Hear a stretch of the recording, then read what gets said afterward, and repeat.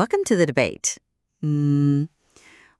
မိုးမြောက်တိုက်ကြီးတစ်ခုကိုတွေ့တဲ့အခါလူတွေကတမနီးပေါင်တယ်နဲ့အလုသမားတွေရဲ့ချွေးနဲ့စာကိုပဲမြင်ကြတယ်လीဟုတ်တယ်မြင်တာတဲ့အပြင်ပန်းကိုပဲအရင်ကြည့်ကြတာပေါ့ဗျာဒါပေမဲ့အဆောက်အုံမပြောကြအောင်ထိန်းထားတဲ့မက်ဆီနဲ့မမြင်ရတဲ့တင်ချာတွက်ကိန်းတွေကိုကြတော့လူတွေကသိမမြင်ကြဘူးဆိုတော့ဒီနေ့ဆွေးနွေးမယ့်အကြောင်းအရာကဒေါက်တာမာရက်ရဲ့တမန်မဟုတ်တဲ့ဘဝတစ်ခုအတွက်အကြီးမြတ်ဆုံးရှာဖွေတွေ့ရှိမှုခုနှစ်ခုဆိုတဲ့စာအုပ်ပေါ်မှာအခြေခံထားပါတယ်စိတ်ဝင်စားစရာပဲဒီစာအုပ်ကနေထွက်လာတဲ့အဓိကမေးခွန်းကလူတစ်ယောက်ရဲ့ professional အောင်မြင်မှုဆိုတာဟုတ်တယ်အဲ့ဒီအောင်မြင်မှုဆိုတာမျက်စိနဲ့မမြင်ရတဲ့ဖျားသခင်ပေးတဲ့ညံ့မညာကြောင့်လားဒါမှမဟုတ်လက်တွေ့ကြပြဿနာဖြေရှင်းတဲ့နေစွမ်းရည်တက်ကြောင့်လားဆိုတဲ့ချက်ပေါ့မှန်ပါတယ်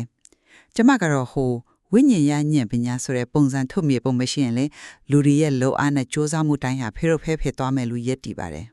်ဒါပေမဲ့ပုံစံထုတ်မြေပုံရှိုံနဲ့တော့အိမ်တလုံးကအလိုလိုဖြစ်မလာဘူးလေဗျာစောက်လုံးမဲ့သူမရှိတဲ့မြေပုံဟာစက်ကူအလက်တရွက်ပါပဲအောင်မြင်မှုဆိုတာတခြားသူတွေရဲ့ပြဿနာတွေကိုလက်တွေ့ကြဖြေရှင်းပေးတဲ့လှုပ်ဆောင်ချက်ကနေပဲတန်းရိုက်ထွက်လာတာပါလို့ကျွန်တော်ခြေပေးခြင်းပါတယ်ဒီလိုလေသူတန့်ကျန်အခန်းကြီးနဲ့အငယ်6ကိုကြည့်မယ်ဆိုရင်ဉာဏ်ပညာဟာဖျားသခင်စီကလာတယ်လို့ဆိုထားတယ်ဗောနော်ဟုတ်ကဲ့ဒါကိုဘာသာရေးတက်လို့မမြင်ပဲဆုံးဖြတ်ချက်ချတဲ့စစ်တကူအနေနဲ့ကြည်စေခြင်းနဲ့စာအုပ်ထဲမှာဖျားသခင်ရဲ့နှစ်သက်မှုဟာယုံကြည်ခြင်းဖြစ်တယ်လို့ဆိုထားရလေဆိုလိုတာယုံကြည်မှုကပဲအကုန်လုံးကိုဖြည့်ရှင်းပေးမယ်ဆိုတဲ့သဘောလားမဟုတ်ဘူးရှင်ယုံကြည်ခြင်းဆိုတာလက်တွေ့လောကရဲ့မတိချမရမှုတွေကိုရင်ဆိုင်တဲ့အခါမှာစိတ်ပိုင်းဆိုင်ရာလုံခြုံမှုကိုပေးတာပါအဲ့ဒီအခြေခံမှန်ကန်တဲ့လမ်းပြမှုမရှိဘဲနဲ့ပြဿနာတွေကိုမှန်မှန်ကန်ကန်ဖြေရှင်းဖို့ဆိုတာမထင်နိုင်ဘူးလို့ပြောချင်တာပါငယ်လေးမှာပဲလုံလဝိရိယရှိသူရဲ့လက်ဟာချမ်းသာကြွယ်ဝစေတယ်လို့ဆိုထားတယ်မို့လားအဲ့ဒါကတော့ဟုတ်ပါတယ်လူတွေကလေကိုယ့်အတွက်သူတို့ဘာလို့ပေးနိုင်တယ်လဲဆိုတာကိုပဲကြည်ကြတာပြဿနာတစ်ခုကိုကိုယ်တိုင်ဝင်မဖြေရှင်းပဲဉာဏ်ပညာရှိုံတက်တဲ့နဲ့တော့ဘယ်သူမှဆူလာမပေးပါဘူးဗျာခဏလေးဈေးခွက်ကရလက်ကိုပဲစုချတယ်ဆိုတဲ့အချက်ကိုကျမနည်းနည်းပြောင်းမေးဟုံးထုတ်ချင်တယ်ရှင်ရပါတယ်ဗျာမရှိပါမှန်ကန်တဲ့ရလက်ထွက်ဖို့ဆိုတာမှန်ကန်တဲ့ပြဿနာကိုရွေးချက်တက်ဖို့လူတွေလေဒါဗစ်နဲ့ဂေါလက်ဥပမာကိုပဲကြည့်ပေါ့ဒါဗစ်ကဂေါလက်ကိုအနိုင်ယူဖို့လက်တွေ့လှုပ်ဆောင်ခဲ့တာမှန်ပေမဲ့ဒီလိုအေယာမတ်ရန်သူကြီးကိုရင်ဆိုင်ဖို့တက်တင်တဲ့နီးဖြူကာကိုပဲအေယာကပေးတာလေ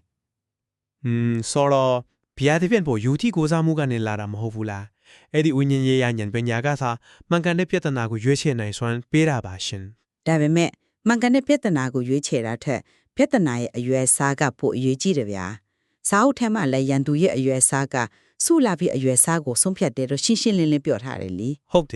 ်ပြောထားတယ်ဒါပေမဲ့အဲ့ဒါကနေပါအောင်ဒီသဘောတရားရဲ့အလုတ်လပုံကိုကျွန်တော်တေချာကြည့်ရအောင်ဗျာကြီးမားတဲ့ပြဿနာတွေကိုဖြေရှင်းရတာခက်ခဲတဲ့အတွက်ရှင်ပြိုင်သူနေသွားတယ်အဲ့ဒီခါမှာပြဿနာဖြေရှင်းနေသူကတန်ဖိုးတစ်ခုကိုလက်ဝါးကြီးအုပ်ပိုင်ဆိုင်သွားတာပဲโอเคလက်ဝါးကြီးအုပ်တယ်ဆိုပါတော့ဂေါ်လဲကိုရင်ဆိုင်ဖို့တားဝေးရွေးချယ်လိုက်တဲ့လက်တွေလောက်ရကအဲ့ဒီတန်ဖိုးကိုဖန်တီးလိုက်တာလေယုံကြည်မှုကတွန်းအားဖြစ်ခေါင်းဖြစ်မယ်ဒါမဲ့စုလပ်ကိုတရက်ယူဆောင်လာတာကအဲ့ဒီကြီးမားတဲ့စိန်ခေါ်မှုကိုကိုယ်တိုင်ရဲဝန်းဝင်ရောက်ဖြေရှင်းလိုက်တဲ့လောက်ရပဲဖြစ်ပါတယ်ဗျ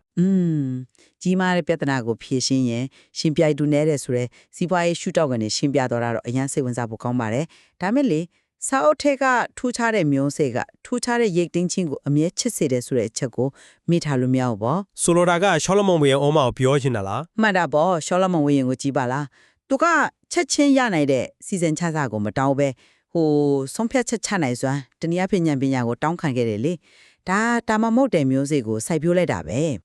သူကစနစ်ကောင်းတစ်ခုကိုရွေးလိုက်တဲ့သဘောပေါ့ဟုတ်တယ်ဒီလိုဖျားတခင်ကိုဗဟိုပြုတဲ့ဉာဏ်ပညာကမှရေရှည်မှာစက်တက်ထံဖို့တိုးပွားလာမဲ့တံပိုးကိုဖန်တီးပေးတာပါ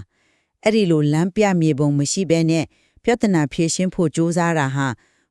မျက်စိစုံမှိတ်ပြီးလှန်နဲ့ထိုးနေဘလို့ပဲအန်ဒီရများလွန်ပါတယ်ရှင်ခမရတဲ့ရှောလမုန်ဘုရင်ဥပမာကိုကျွန်တော်ပြန်ကောက်ချင်တယ်ဗျာဉာဏ်ပညာကိုတောင်းခံတာဟာမှန်ကန်တဲ့ဆုံးဖြတ်ချက်ချတဲ့စနစ်တစ်ခုကိုတိစောက်တာဆိုတာကျွန်တော်အပြည့်အဝလက်ခံပါတယ်ဟုတ်ကဲ့ဒါပေမဲ့ဗျာအဲ့ဒီစနစ်ကြီးဘလောက်ပဲကောင်းကောင်းလက်တွေ့အသုံးချမှုမရှိရင် theory တက်ပဲဖြစ်နေမှာပေါ့ပြင်းရီသောအထူကြီးဝိညာဉ်သည်တောင်းတတဲ့တိုးတော့ဘာမှမရဆိုတဲ့စာသားအတိုင်းပဲအဲ့ဒါလည်းပါတာပေါ့လေလူတယောက်ကဘလောက်ပဲဉာဏ်ပညာရှိပြီးယုံကြည်ခြင်းပြည့်ဝနေပါစေ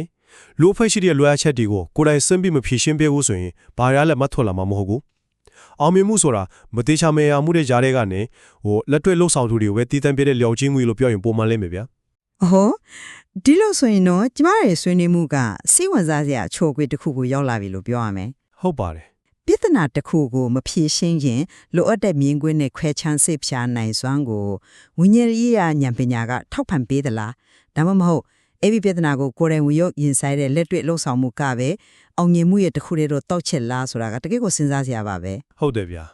အောင်မြင်မှုဆိုတာယုံကြည်ခြင်းဆိုတဲ့အုံမြင့်ပေါ်မှာတီးဆုပ်ထားတာလားသို့မဟုတ်လက်တွေ့ပြဿနာဖြေရှင်းခြင်းဆိုတဲ့နေ့စဉ်လှုပ်အားကပဲပုံဖော်ဖေးတာလားဆိုတဲ့မိခွန်းကတော့ကျွန်တော်တို့နှစ်ယောက်ကြားမှာအလွယ်တကူဖြီးထွက်လာမယ့်ကိစ္စတော့မဟုတ်ဘူးပေါ့ဗျာ မှန်ပါပဲကျမတို့နှစ်ယောက်ရဲ့ရှုထောင်းနေဘယ်လိုပဲကွဲလွဲနေပါစေလေဒီအကြောင်းအရာဟာအောင်မြင့်မှုကိုဘယ်လိုရှုထောင်းကနေတီးဆော့မလဲဆိုတာကိုပြန်လဲဆန်းစစ်ဖို့